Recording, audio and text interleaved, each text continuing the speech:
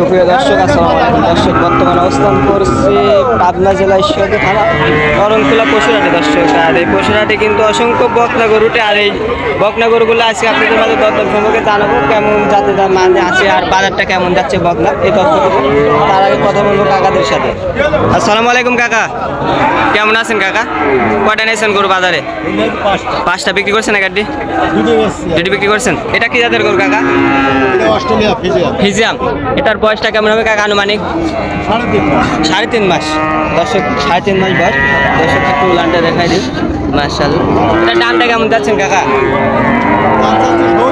দাম চাওয়া 70।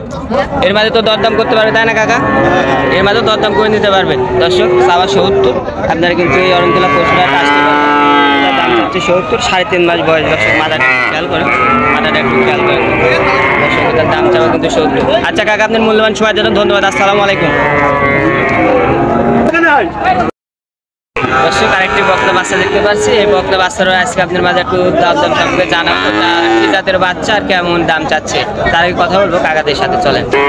আসসালামু আলাইকুম ভাই, কেমন আছেন? কয়টা নিয়েছেন গরু আজকে? গরু কয়টা নিয়েছেন? একটাই নিয়েছেন। এটা কি জাতের গরু কাকা? এটা কি জাতের গরু? এটা কি জাতের গরু? এটা অরিজিনাল ফিজিয়ান। অরিজিনাল ফিজিয়াম। এটা কি আপনার বাসার গরু নাকি? এটা আমার বাসার গরু। বাসার গরু। এটার বয়সটা কেমন হবে? এটার বয়স 4 মাস। 4 মাস বয়স হবে। দর্শক, খেয়াল করুন, এটার বয়সটা কিন্তু 4 মাস হবে। মাশাআল্লাহ, তলাবারটা দর্শক দেখেন। এটার দামটা কেমন যাচ্ছে? এটার দাম যাচ্ছে 65। 65। এর মাঝে দরদাম করতে পারবে নাকি?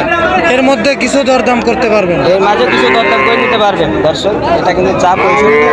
এর মাঝে কিন্তু আপনারা দরদাম করে নিতে পারবেন এই অরণখোলা পশুরহাট থেকে। চলেন, পরবর্তী আরো অনেক গরু আছে, এগুলো আপনাদের মাঝে একটু দেখাই।